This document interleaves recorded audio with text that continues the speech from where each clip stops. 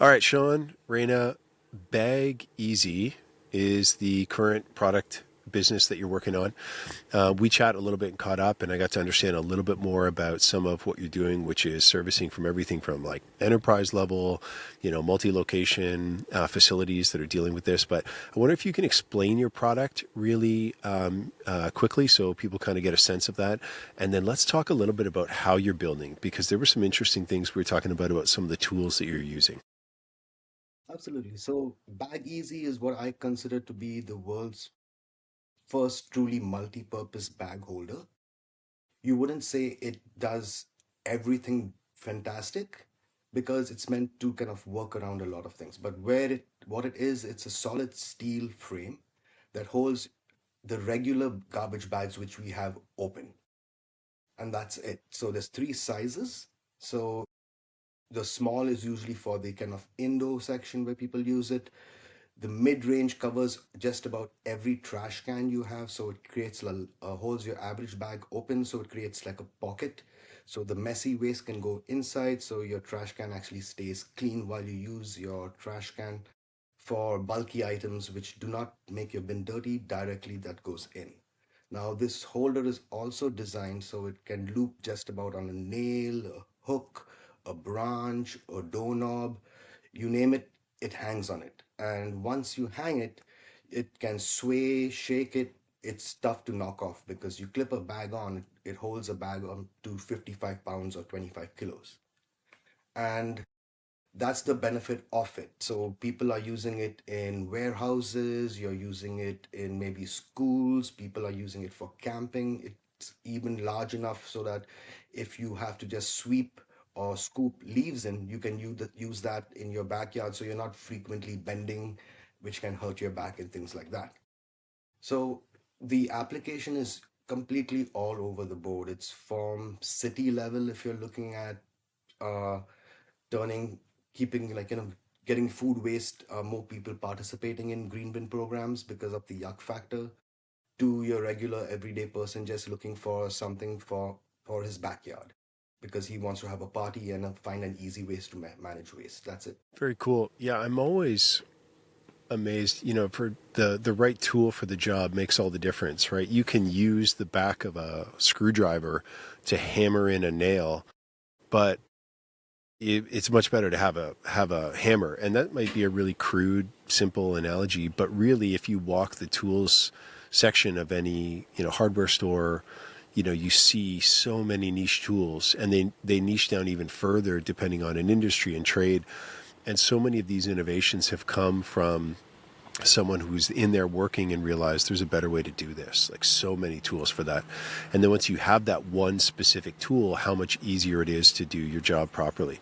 The thing I thought was interesting is how the bag with this specifically, when I first saw it, the bag goes around it. The frame is essentially this like rectangular mouth. The bag comes up, and then you have pieces that clip onto it that hold it in place. And I didn't think of it for raking leaves until you mentioned it. But I wonder, have you been able to use it to fit on the cardboard bags, or the paper bags that people will So use for? the unfortunate advantage is the paper bags, like you could even put a old t-shirt or a cloth on this and clip it because it's meant to hold, but paper unfortunately creates a complete different kind of density, so the amount of the plastic clip would have to stretch to accommodate that would just not be enough, so paper bags unfortunately don't.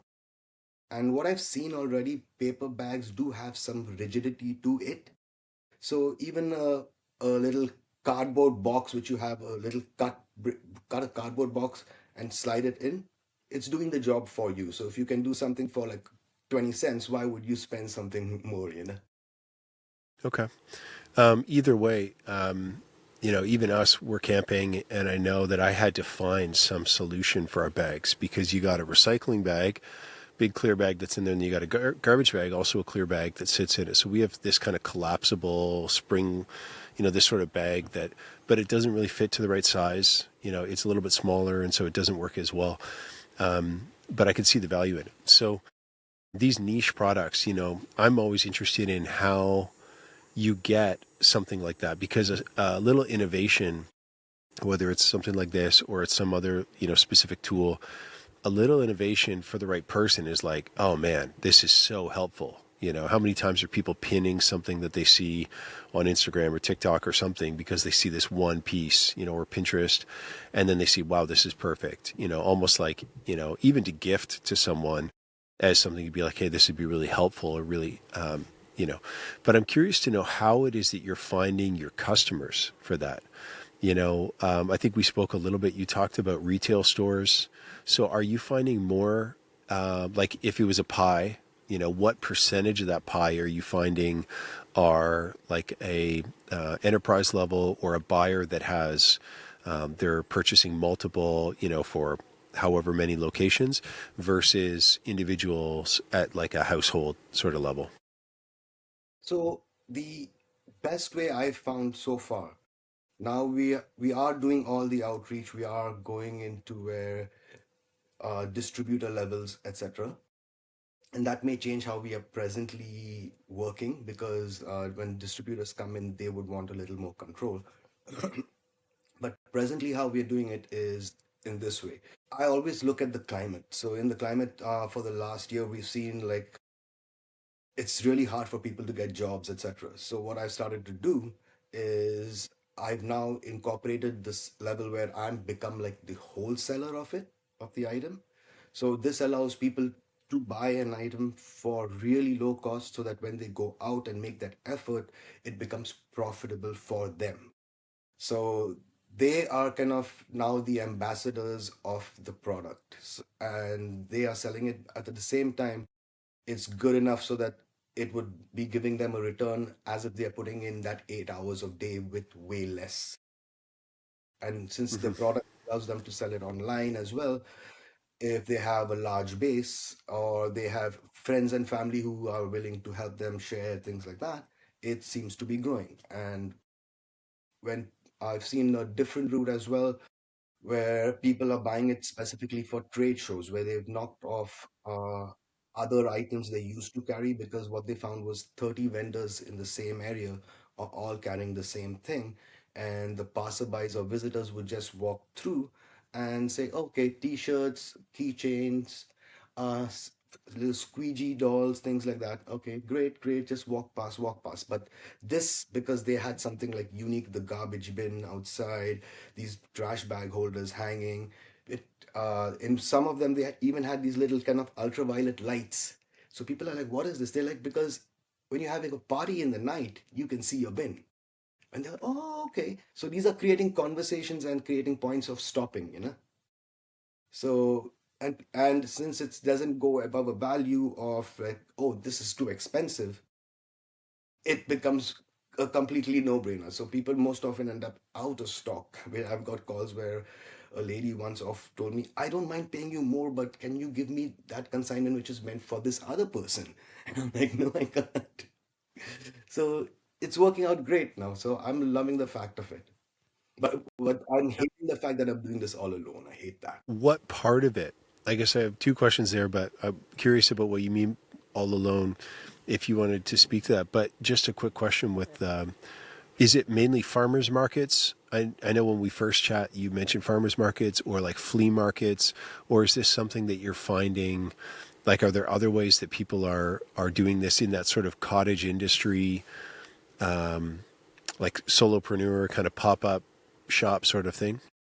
So we are working with people in the bin cleaning industry because a lot of people don't like they're like they don't see the value. I'll pay you $20 or something, and then 2 days later the bin's back to its original state.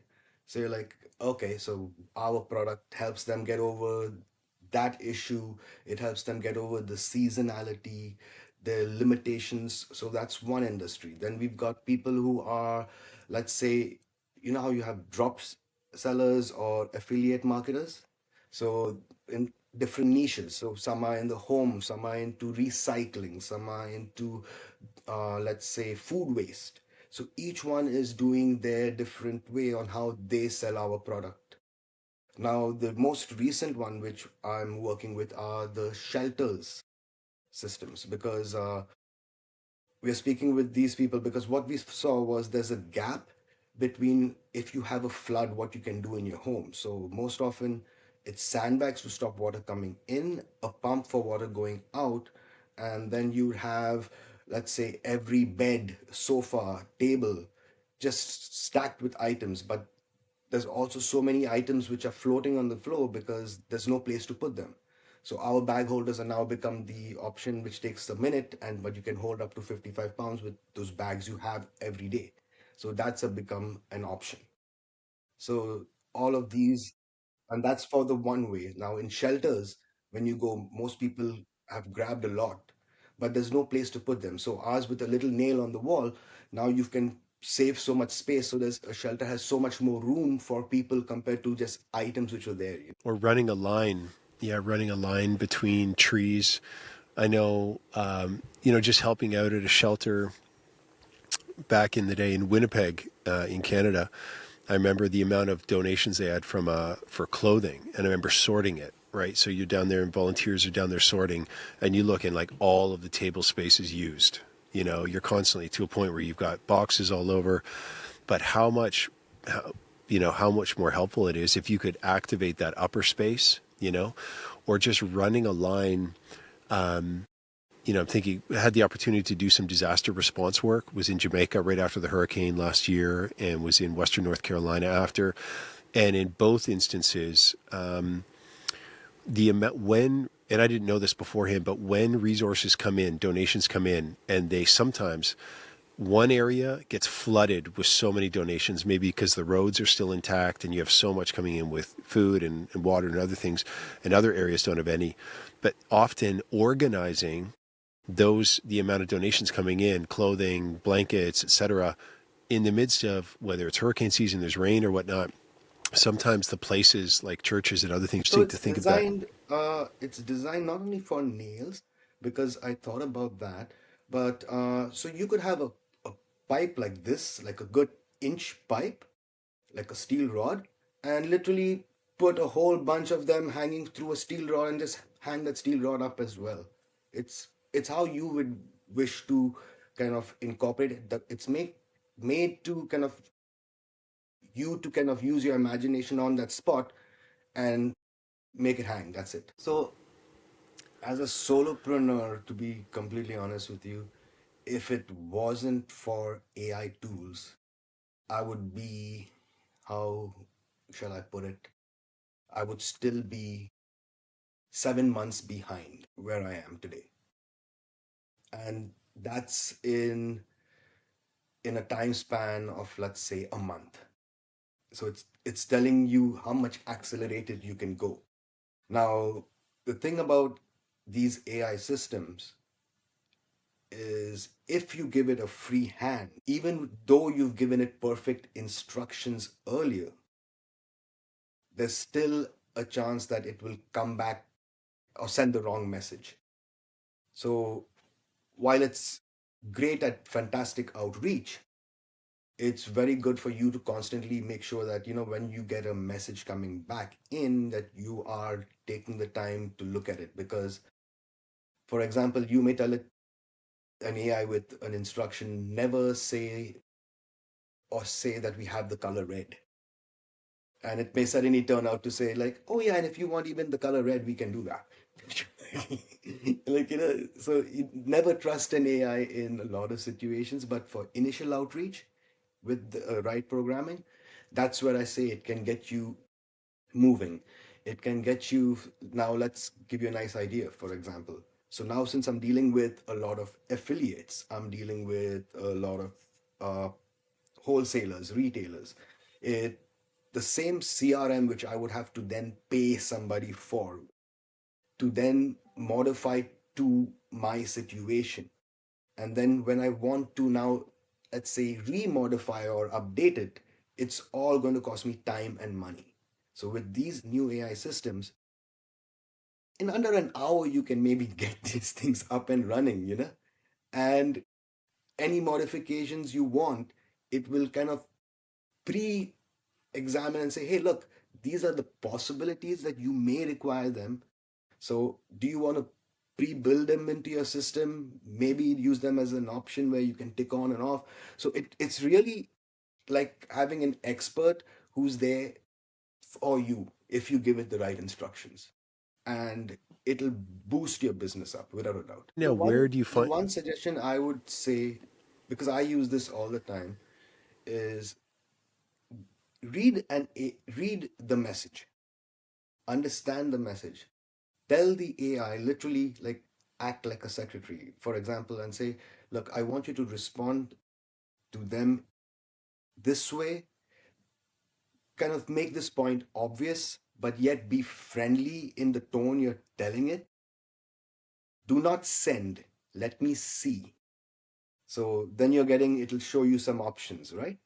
Then once you've, because if it's a first touch based response, you want to make sure it's perfect, something you would send, and not just someone else you judge, because sometimes the wrong word may put the person off, you know? You froze for a second. I can't hear you. So I am right now looking at the best tool for me. The Here's what I understand now. Most of these uh, providers of these AI are looking to find a way where they can give you the best model without you having those limitations. Because I did come at those limitations, which literally for 3 days I couldn't do anything because at one point I just went crazy, you know. So and that means during those 3 days, even those agents which are supposed to be making those outreach calls were like, we don't have that, and unless you're going to ready to spend that extra into it, you have to then, and that's a good learning curve. It then teaches you how to use different models for what you want, and don't say I'm going to overkill them, and control your prices as well. But I would say right now I'm considering Kimi K, for example, because it's got a fantastic token range and benchmark. There's a Japanese model as well, which incorporates all the models you have so that it kind of picks up the best. Because what I've noticed is Grok, for example, is great at doing math. If you want some thinking with math, Grok is the thing. If you want stats, Grok. Uh, Claude makes some mistakes sometimes, but it's good at doing a lot of its job. Uh, each one has got a little difference. But at the end of the day, what you're looking for is those longer tokens so that when you have the conversations, you're now not limited to, oh my God, I'm running out of anything. Because it's quite often you're thinking something, but precisely you may not get it into words. Now, here's what I do to save money. Okay. So this is what I do. Now, prior to jumping into Claude, for example, which I use presently, to, let's say, set up what I want, I'll talk to a free thing like Gemini or ChatGPT. I'll have an entire conversation about what I want, and then tell it, okay, do you understand everything I want? If you're not clear, kind of this, and then it'll kind of do that. I said, okay, now perfect. Now put that into kind of a simple understand steps like a POS, and then print it out. Then I'll put that into Claude. So I'm saving now a whole bunch of tokens and time with the ones you're actually doing.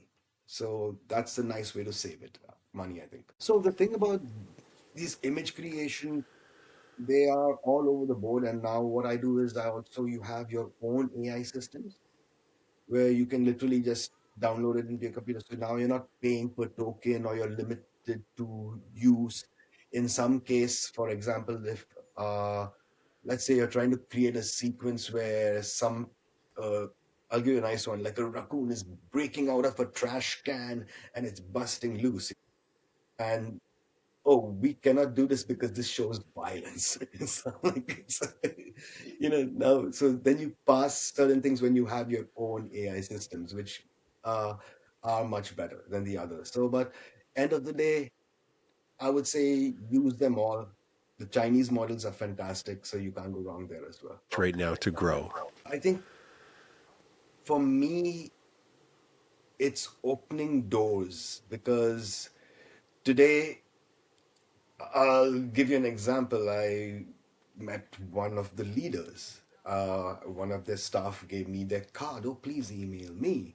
And 2 weeks ago, not even a confirmation. I received your email. Look into it. Nothing. You call up an office. You call up. It's like every real person which you can really talk to is unattainable till the time of their vote. So that's kind of shocking. So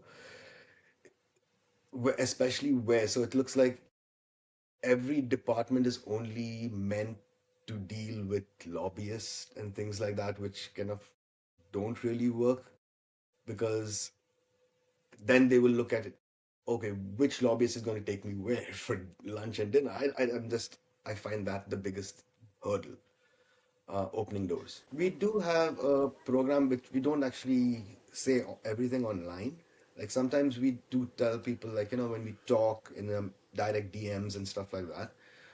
Like, and what we do is like, if you've already got the connections, if you've already got the kind of FaceTime with those people, the hi, how you doing? Here's what it is. It's a 15 minutes to learn it so that you're kind of an expert. Everything is literally in slides, everything put forward. What we tell them is you continue being that face. You don't need a third person coming in. You know what I mean? And once that goes through, we give you a percentage of that total order. So if you're getting a town coming in or a city coming in and you're that front person dealing through the entire process, that percentage of which that order is, a certain volume goes towards you. And that's it. Very cool. So for anyone interested in that, So you can call me directly. We have a telephone number, our website, which is baggies.com or BAGEZ, depends on how you pronounce it. I keep pronouncing it and messing it up. I don't know how. And yeah, a telephone number, my email, everything's on our site so that there's nothing to be